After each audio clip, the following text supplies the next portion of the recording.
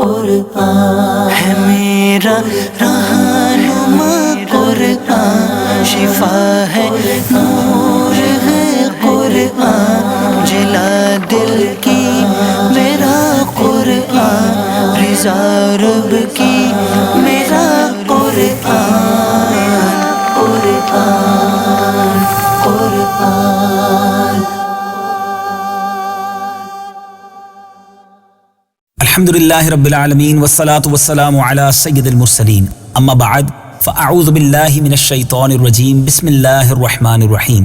الصلاة والسلام علیک یا رسول اللہ وعلی آلک واصحابک یا حبیب اللہ، الصلاة والسلام علیک یا نبی اللہ وعلی آلک واصحابک یا نور اللہ۔ میٹھے میٹھے اسلامی بھائیوں اور مدنی چینل کے ناظرین، سلسلہ ہے ایک قصہ ہے قرآن سے۔ قرآن ہے میرا رہنما، قرآن شفا ہے، نور ہے قرآن، جلا دل کی میرا قرآن، رضا رب کی میرا قرآن، قرآن قرآن۔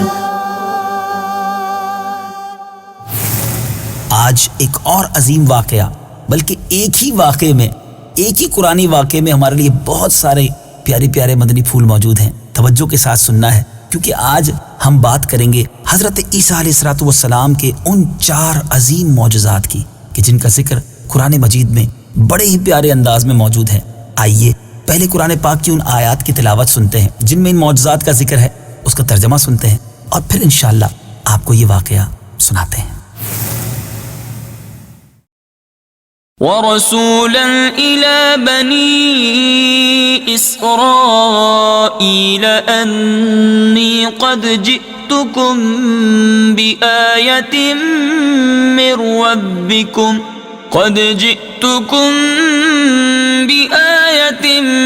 رَّبِّكُمْ أَنِّي أَخْلُقُ لَكُم مِّنَ الطِّينِ كَهَيْئَةِ الطَّيْرِ فأنفخ فيه فيكون طيرا بإذن الله وأبرئ الأكمه والأبرص وأحيي الموتى بإذن الله وأنبئكم بما تأكلون وما تدخرون في بيوتكم إن في ذلك لآية لكم إن كنتم مؤمنين۔ ترجمہ: اور اللہ اسے کتاب اور حکمت اور توریت اور انجیل سکھائے گا، اور وہ عیسیٰ بنی اسرائیل کی طرف رسول ہوگا کہ میں تمہارے رب کی طرف سے تمہارے پاس ایک نشانی لایا ہوں، وہ یہ کہ میں تمہارے لیے مٹی سے پرندے جیسی ایک شکل بناتا ہوں، پھر اس میں پھونک ماروں گا تو وہ اللہ کے حکم سے فوراً پرندہ بن جائے گی، اور میں پیدائشی اندھوں کو اور کوڑ کے مریضوں کو شفا دیتا ہوں، اور میں اللہ کے حکم سے مردوں کو زندہ کرتا ہوں، اور تمہیں غیب کی خبر دیتا ہوں جو کھاتے ہو اور جو تم اپنے گھروں میں جمع کرتے ہو، بے شک ان باتوں میں تمہارے لیے بڑی نشانی ہے اگر تم ایمان رکھتے ہو۔ میٹھے میٹھے اسلامی بھائیوں، آپ نے قرآن پاک کی اس آیت کی تلاوت سنی، ترجمہ بھی سنا۔ اس مبارک آیت سے ہمیں کن کن معجزات کے بارے میں سیکھنے کو مل رہا ہے؟ نمبر 1، مٹی کے پرند بنا کر ان میں پھونک مار کر ان کو اڑا دینا۔ نمبر 2، مادرزاد اندھے اور کوڑھی کو شفا دینا۔ نمبر 3، مردوں کو زندہ کرنا۔ اور نمبر 4، اور جو کچھ کھایا اور جو کچھ گھروں میں چھپا کر رکھا اس کی خبر دینا۔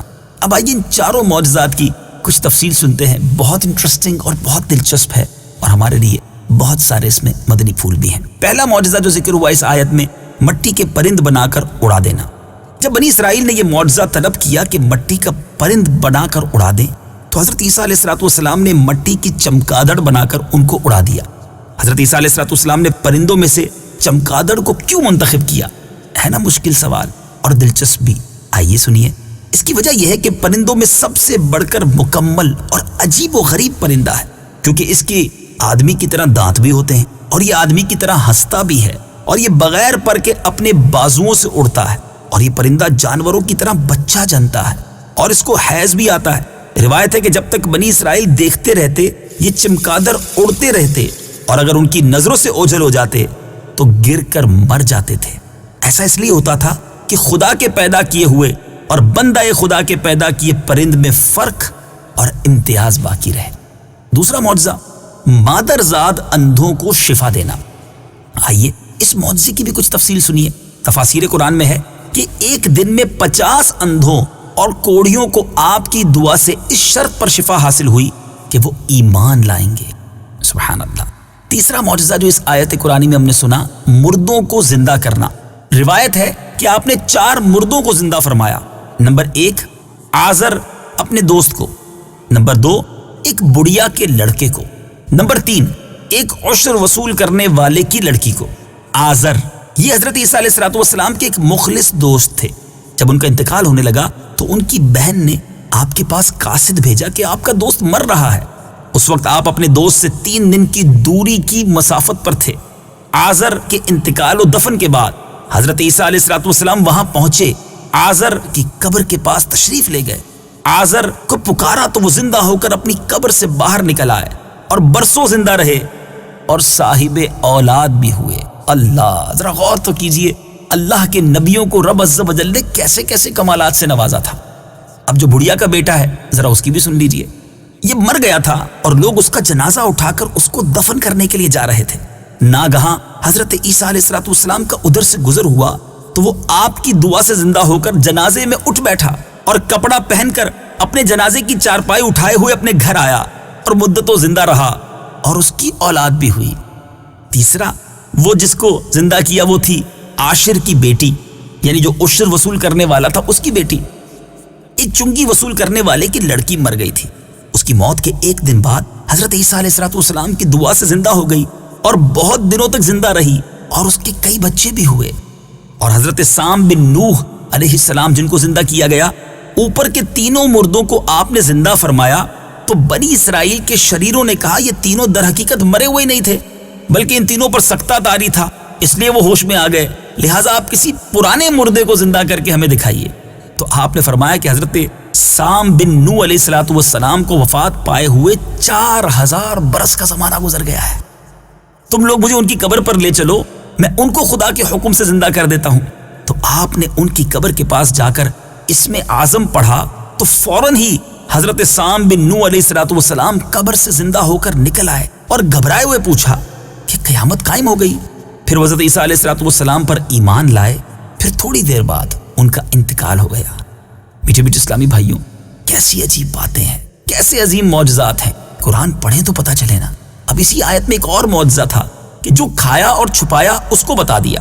حدیث شریف میں ہے کہ حضرت عیسیٰ علیہ السلام اپنے مکتب میں بنی اسرائیل کے بچوں کو ان کے ماں باپ جو کچھ کھاتے اور جو کچھ گھروں میں چھپا کر رکھتے تھے وہ سب بتا دیا کرتے تھے۔ جب والدین نے بچوں سے دریافت کیا کہ تمہیں ان باتوں کی کیسے خبر ہوتی ہے تو بچوں نے بتا دیا کہ ہم کو حضرت عیسیٰ علیہ السلام مکتب میں بتا دیتے ہیں۔ یہ سن کر ماں باپ نے بچوں کو مکتب جانے سے روک دیا اور کہا کہ حضرت عیسیٰ علیہ السلام جادوگر ہیں۔ جب حضرت عیسیٰ علیہ السلام بچوں کی تلاش میں بستی کے اندر داخل ہوئے تو بنی اسرائیل نے اپنے بچوں کو ایک مکان کے اندر چھپا دیا کہ بچے یہاں نہیں ہیں۔ آپ نے پوچھا کہ گھر میں کون ہے تو شریروں نے کہہ دیا کہ گھر میں سور بند ہیں۔ تو آپ نے فرمایا اچھا سور ہی ہوں گے۔ چنانچہ لوگوں نے اس کے بعد مکان کا دروازہ کھولا تو مکان میں سے سور ہی نکلے۔